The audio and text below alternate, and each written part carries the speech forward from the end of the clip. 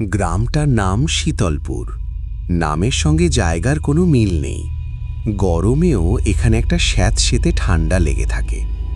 আমি শহর থেকে এসেছি লোককথা আর মৃত্যুঘাট নিয়ে লেখালেখির কাজে।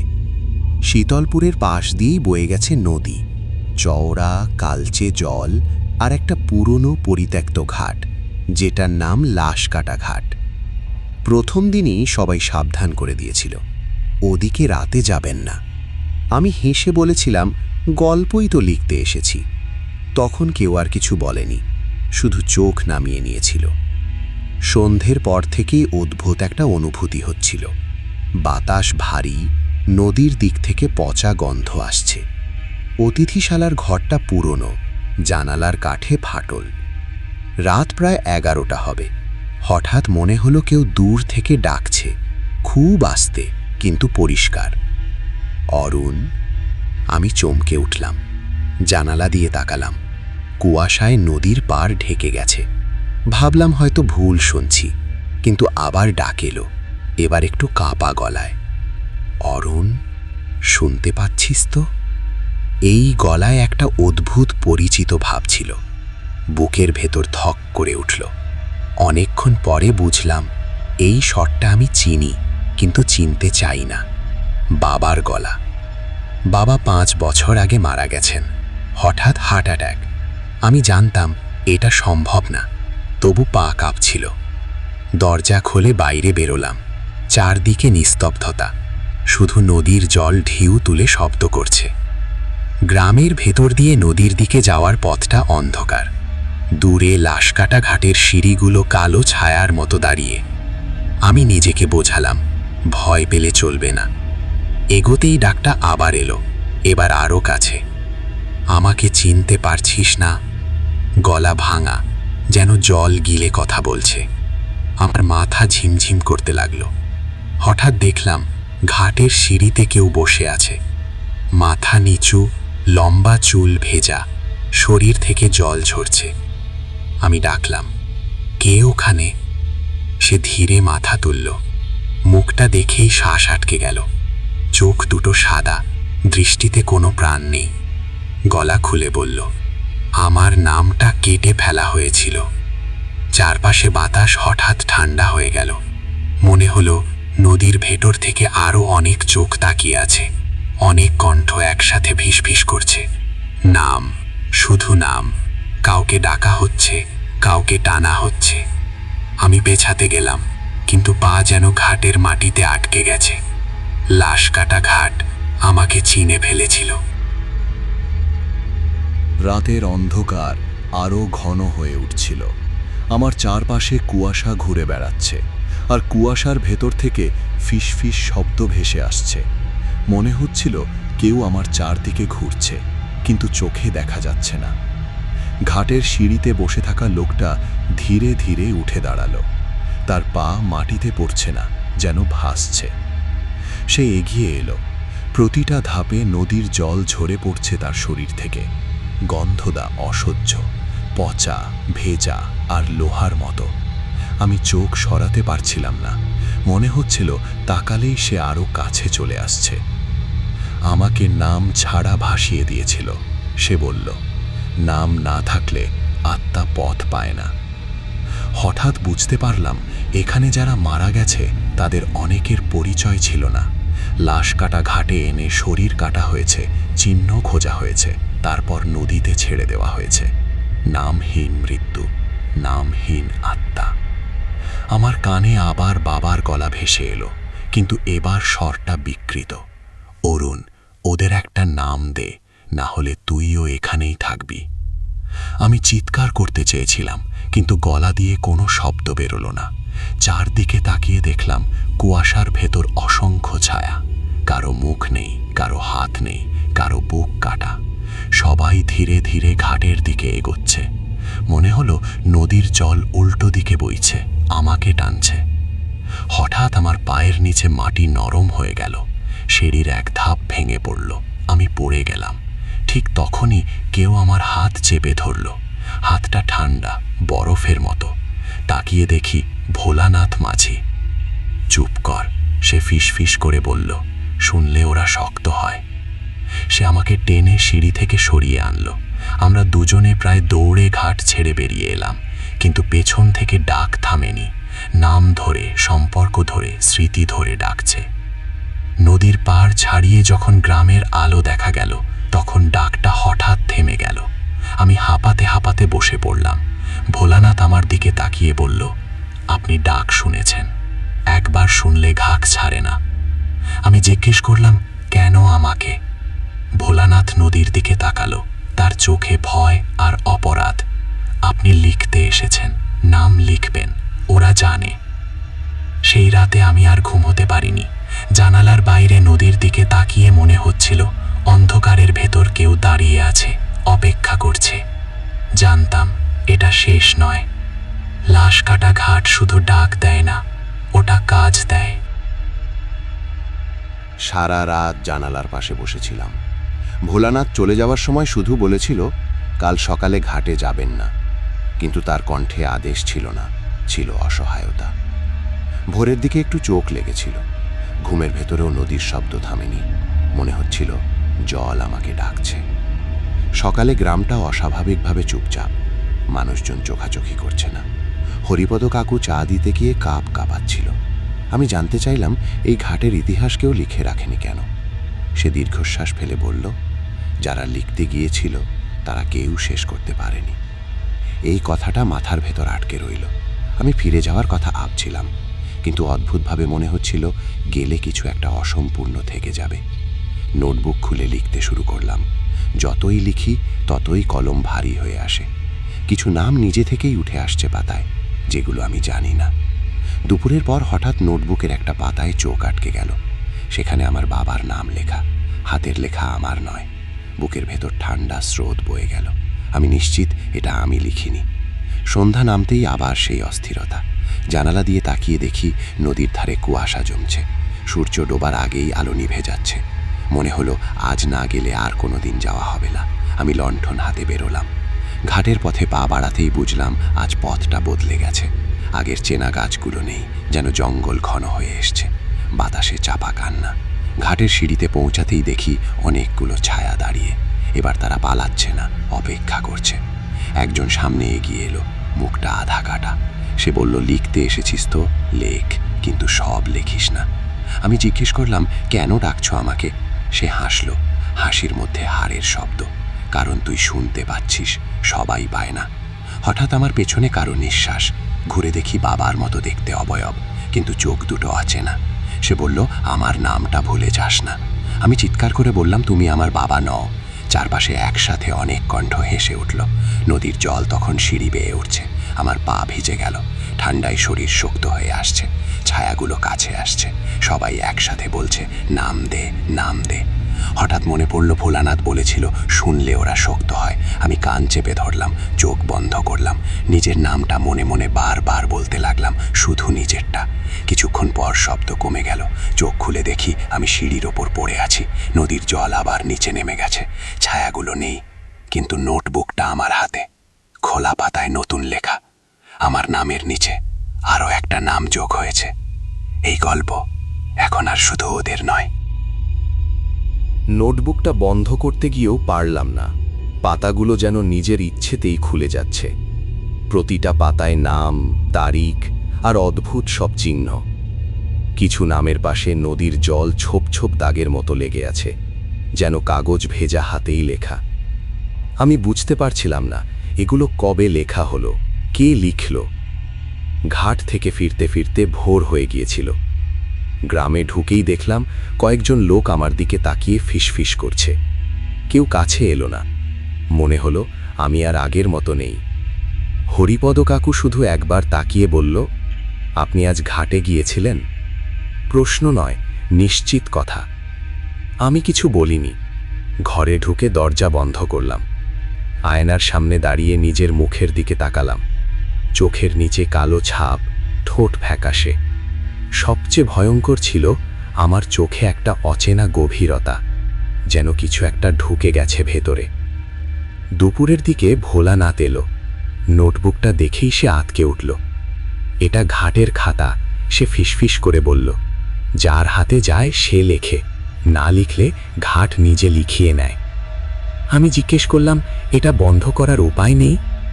ভোলানাথ দীর্ঘক্ষণ চুপ করে থেকে বলল, একটাই উপায় ছিল, নামগুলো নদীতে ভাসিয়ে দেওয়া, কিন্তু সে নিয়ম ভেঙে গেছে বহু বছর আগে। সন্ধ্যা নামতেই আবার অদ্ভুত শব্দ শুরু হলো। এবার বাইরে নয়, আমার মাথার ভেতর। নাম, কান্না, হাড় কাটার শব্দ। কলমটা নিজে থেকেই হাতে উঠে এলো। আমি বাধা দিতে পারলাম না। কলম চলতে লাগলো। প্রতিটা নাম লেখার সময় বুকের ভেতর মোচড় দিচ্ছিল, যেন কারোর মৃত্যু আবার ঘটছে। হঠাৎ কলম থেমে গেল। পাতায় শুধু একটা ফাঁকা জায়গা, নিচে লেখা শেষ নাম। আমি বুঝে গেলাম। হাত কাঁপতে লাগলো। মাথার ভেতর বাবার গলা আবার ভেসে এলো, কিন্তু এবার স্বর শান্ত। শেষটা লিখে দে, তুই মুক্তি পাবি। আমি চিৎকার করে উঠলাম, না। ঠিক তখনই জানালার বাইরে নদীর জল ফুলে উঠল। ঘাটের দিক থেকে আলো জ্বলতে দেখলাম। পুরনো ঘাটে কেউ লণ্ঠন জ্বালিয়েছে। ডাকটা এবার আদেশের মতো। শরীরটা যেন আর আমার নিয়ন্ত্রণে নেই। আমি নোটবুক বুকে চেপে বেরিয়ে পড়লাম।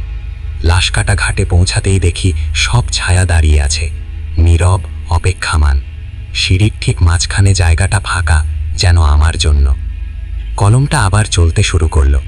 শেষ নামটা লেখার আগে আমি একবার নিজের নামের দিকে তাকালাম, আর তখনই বুঝলাম নিচের পাতায় খুব হালকা করে আমার নামটা আগেই লেখা আছে, শুধু তারিখটা ফাঁকা।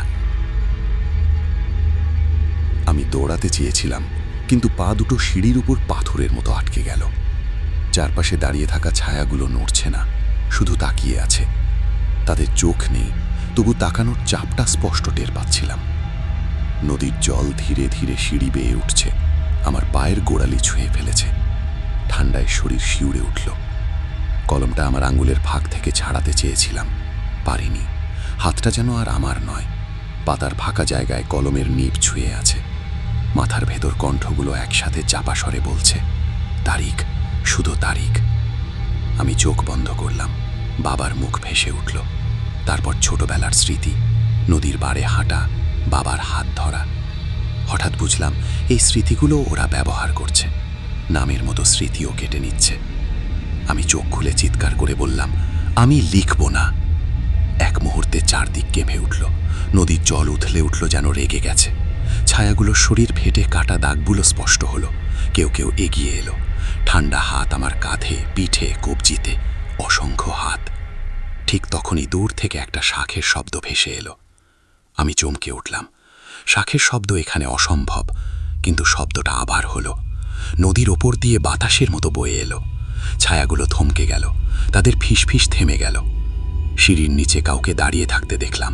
ভোলানাথ, তার হাতে শাঁখ আর একটা পুরনো তামার পাত্র। সে জোরে জোরে মন্ত্র পড়ছে। শব্দগুলো আমি বুঝতে পারছি না, কিন্তু শব্দের ভেতর একটা দৃঢ়তা আছে। ভোলানাথ চিৎকার করে বলল, নাম লেখা শেষ হলেই সে ঘাটের হবে, থামাও। আমি বুঝলাম এটাই শেষ সুযোগ। জোর করে কলমটা ছুঁয়ে ফেললাম। কলমটা সিঁড়িতে পড়েই ভেঙে গেল। সঙ্গে সঙ্গে চারপাশে কান্নার ঝড় উঠল। ছায়াগুলো চিৎকার করতে লাগলো, যেন তাদের শরীর আবার কাটা হচ্ছে। ভোলানাথ আমার দিকে দৌড়ে এলো। খাতাটা নদীতে দে। আমি নোটবুকটা তুলে ধরলাম। পাতাগুলো উল্টে উল্টে যাচ্ছে, যেন শেষ নামটা নিজেই লিখতে চাইছে। সব শক্তি দিয়ে নোটবুকটা নদীতে ছুঁড়ে ফেললাম। জল ছুঁতেই একটা তীব্র চিৎকার উঠল। কুয়াশা হঠাৎ ঘন হয়ে আবার পাতলা হয়ে গেল। জল সরে গেল সিঁড়ি থেকে। ছায়াগুলো একে একে মিলিয়ে যেতে লাগলো। আমি সিঁড়িতে বসে পড়লাম, শরীর কাঁপছে। ভোলানাথ পাশে এসে বলল, সব শেষ হয়নি, কিন্তু আজ রাতটা কেটে গেল। আমি নদীর দিকে তাকালাম। নোটবুকটা নেই, কিন্তু জলের ওপর খুব ক্ষীণ করে ভেসে উঠছে নামগুলো। আর সবচেয়ে উপরে, সবার আগে, আমার নাম। পরদিন সকালে ঘুম ভাঙতেই প্রথমে মনে হলো সবটাই বুঝি স্বপ্ন। ঘরের ভেতর সূর্যের আলো ঢুকছে, বাইরে পাখির ডাক, কিন্তু শরীরটা ভারী, আর কবজিতে নীলচে দাগ, যেখানে গত রাতে ঠান্ডা হাত চেপে ধরেছিল। স্বপ্ন হলে দাগ থাকতো না। ভোলানাথ আর হরিপদ কাকু দুজনেই এসেছিল। তারা চুপচাপ বসেছিল, যেন কি বলবে জানে না। শেষে ভোলানাথ বলল, খাতাটা নদীতে গেছে ঠিকই, কিন্তু নামগুলো যায়নি। আমি তাকালাম। সে নদীর দিকে আঙুল দেখালো।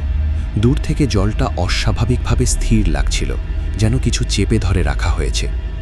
আমি গ্রাম ছাড়তে চাইলাম, কিন্তু নৌকা এলো না। মাঝিরা বলল নদীর স্রোত আজ উল্টো। দুপুর গড়িয়ে বিকেল, সন্ধে, কিছুই বদলালো না। অদ্ভুতভাবে মাথার ভেতর শান্তি, যেন রাতের ভয়টা কোথাও চাপা পড়ে আছে, সুযোগ খুঁজছে। সন্ধ্যের পর হঠাৎ কাগজ কলম খুঁজে পেলাম টেবিলের ওপর। আমি স্পষ্ট মনে করি এগুলো আমি বের করিনি। কাগজে জল ছাপ, কলমের নিবে মরছে। হাত তুলতে গিয়েও থামলাম। ভোলানাথের কথা মনে পড়ল, লিখলে ওরা কাছে আসে। কিন্তু কলমটা নিজে থেকেই কাগজে ছুঁয়ে গেল। একটা নাম লেখা হলো, আমার নয়, গ্রামের একজন, যে নাকি বছর 10 আগে নিখোঁজ হয়েছিল। লিখে ফেলতেই বুকের ভেতর চাপটা একটু কমল। আমি আতঙ্কে বুঝলাম লিখলে ভয় কমছে। রাত বাড়তেই বাইরে আবার ডাক শুরু হলো।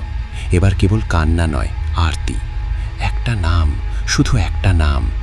জানালার বাইরে তাকিয়ে দেখলাম ঘাটের দিকে ক্ষীণ আলো। কেউ লণ্ঠন ধরেনি, আলোটা নিজে থেকেই জ্বলছে।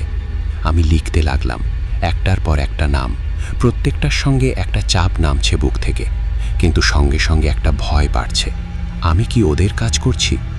হঠাৎ কাগজে আমার নামটা ভেসে উঠল। আমি লিখিনি, খুব হালকা, যেন জলের নিচে লেখা।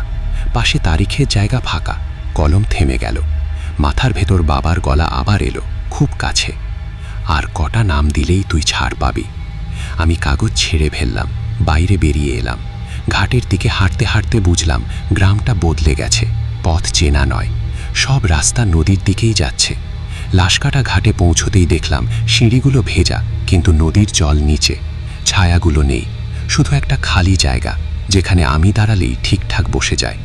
আমি বুঝে গেলাম ঘাট এখন আর ডাকছে না, ঘাট অপেক্ষা করছে। আর অপেক্ষাটা আমার জন্যেই। আমি আর পিছনে ফিরিনি, ফিরতে চাইলেও পারতাম না। ঘাটের সিঁড়ির সামনে দাঁড়াতেই মনে হলো মাটিটা আমার পায়ের ছাপ চিনে ফেলেছে। বাতাস থমকে আছে, নদীর জল নিঃশব্দ। কোনো ডাক নেই, কোনো কান্না নেই। এই নীরবতাই সবচেয়ে ভয়ঙ্কর। আমি সিঁড়িতে পা রাখলাম। সঙ্গে সঙ্গে মাথার ভেতর ছবি ভেসে উঠতে লাগলো। কাটা শরীর, ভেজা মাটি, লোহার ছুরি। বুঝলাম এগুলো আমার কল্পনা নয়, ঘাটের স্মৃতি। যেসব লাশ এখানে এসেছে, যেসব হাত কেটেছে, যেসব চোখ বন্ধ হয়েছে, সব জমে আছে এই জায়গায়। হঠাৎ অনুভব করলাম আমি একা নই, পেছনে দাঁড়িয়ে আছে অনেক মানুষ। ঘুরে তাকালাম না, তবু জানতাম তাদের উপস্থিতি ভারী, ঠান্ডা। কেউ কথা বলছে না, তারা আর ডাকছে না, কারণ ডাক দেওয়ার দরকার শেষ। আমি নোটবুক খুঁজলাম, নেই, কলম নেই। তবু আমার ডান হাতটা কাঁপতে লাগলো, যেন লেখার অভ্যাসে। সিঁড়ির মাঝখানে এসে দাঁড়াতেই মাটিতে ভেজা দাগ দেখা দিল। দাগগুলো ধীরে ধীরে অক্ষরের মতো হয়ে উঠছে। আমার নাম। তারিখটা নিজে থেকেই ফুটে উঠল, আজকের তারিখ। এক মুহূর্তের জন্য বুকের ভেতর সব ফাঁকা হয়ে গেল। ভয় নেই, দুঃখ নেই, শুধু একরকম স্বস্তি। বুঝলাম এটাই ঘাটের কাজ, নামগুলোকে জায়গা দেওয়া, নামহীনদের নাম দেওয়া। আর যার নাম লেখা হয় সে আর পুরোপুরি মানুষ থাকে না। পেছন থেকে বাবার গলা এলো, খুব স্বাভাবিক, ভয় পাস না, এখন আর ডাক শুনতে হবে না। আমি ধীরে ধীরে ঘুরলাম। বাবার মতো অবয়বটা ধীরে ধীরে ঝাপসা হয়ে গেল। তার জায়গায় শুধু কুয়াশা। অন্য ছায়াগুলো মিলিয়ে যাচ্ছে।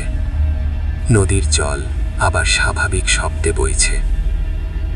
ভোরের আলো ফোটার সময় আমি সিঁড়িতে বসেছিলাম। গ্রাম থেকে লোকজন এসেছে। ভোলানাথও ছিল। সে আমাকে দেখে থেমে গেল। আমার দিকে তাকিয়ে সে কিছু বলল না। বলার মতো শব্দ তার জানা নেই। আমি উঠে দাঁড়ালাম। আশ্চর্যভাবে শরীরটা হালকা। ভয় নেই, ডাক নেই, মাথার ভেতর নিস্তব্ধতা। ভোলানাথ ফিস ফিস করে বলল, আপনি? আমি নদীর দিকে তাকিয়ে বললাম, ঘাটের কাজ শেষ হয়নি, শুধু দেখাশোনা করার লোক পাওয়া গেছে। গ্রামের লোকজন আমার পথ ছেড়ে দিল। কেউ স্পর্শ করল না, কেউ নাম ধরে ডাকল না। সেদিনের পর শীতলপুরে আর কেউ লাশ কাটা ঘাটের ডাক শোনে না। কিন্তু রাতে নদীর ধারে গেলে কেউ কেউ দেখে, ঘাটের সিঁড়িতে একজন বসে থাকে। হাতে কিছু নেই, তবু মনে হয় সে লিখছে।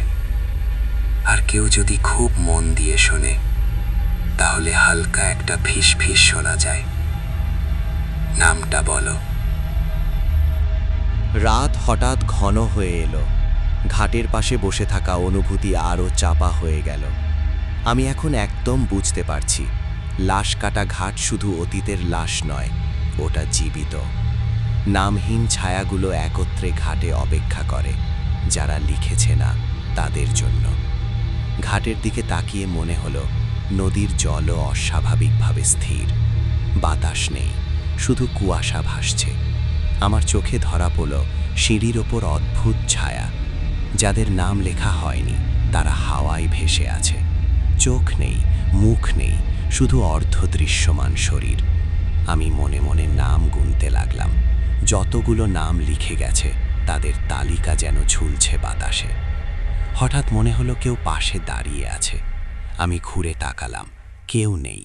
তারপরেই অনুভব হলো হাতটা আমার কাঁধে, ঠান্ডা বরফের মতো। আমার বুকের ভেতর চাপ বেড়ে গেল।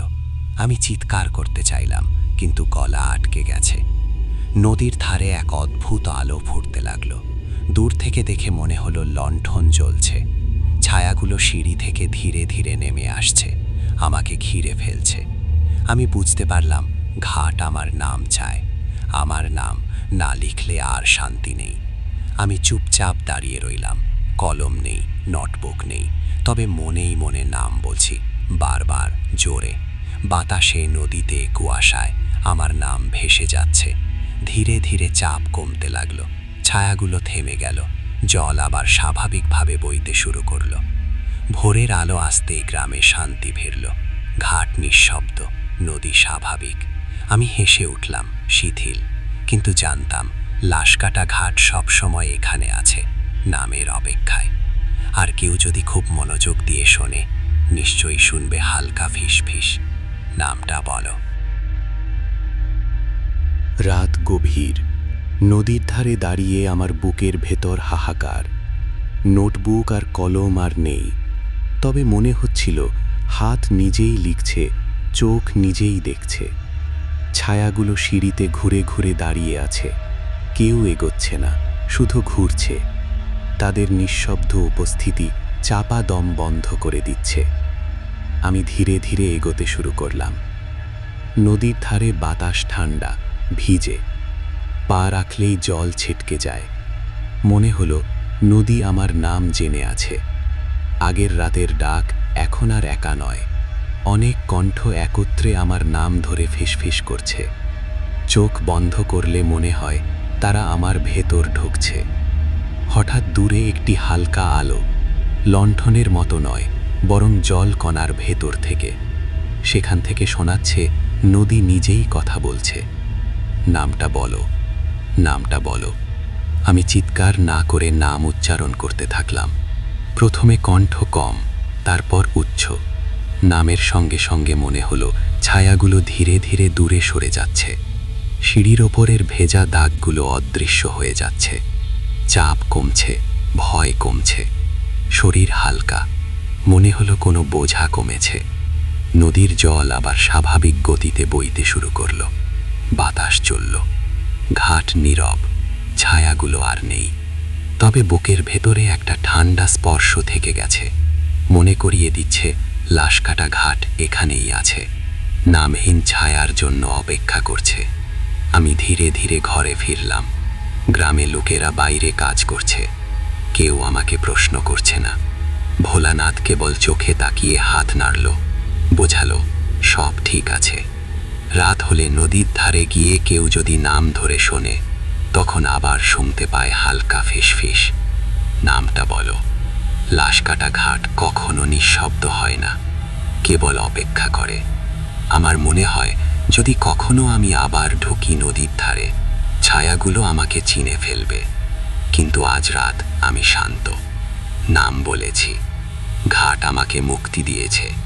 তবু মনে হয় প্রতিটি রাত, প্রতিটি কুয়াশা, প্রতিটি ঢেউ ঘাটের ডাক আরেকজনের জন্য অপেক্ষা করছে। বন্ধুরা, এই ছিল আজকের গল্প। কেমন লাগলো অবশ্যই কমেন্ট করে জানাবেন। গল্প ভালো লাগলে লাইক এবং চ্যানেলটা সাবস্ক্রাইব করে রাখবেন পরবর্তী গল্প শুনতে।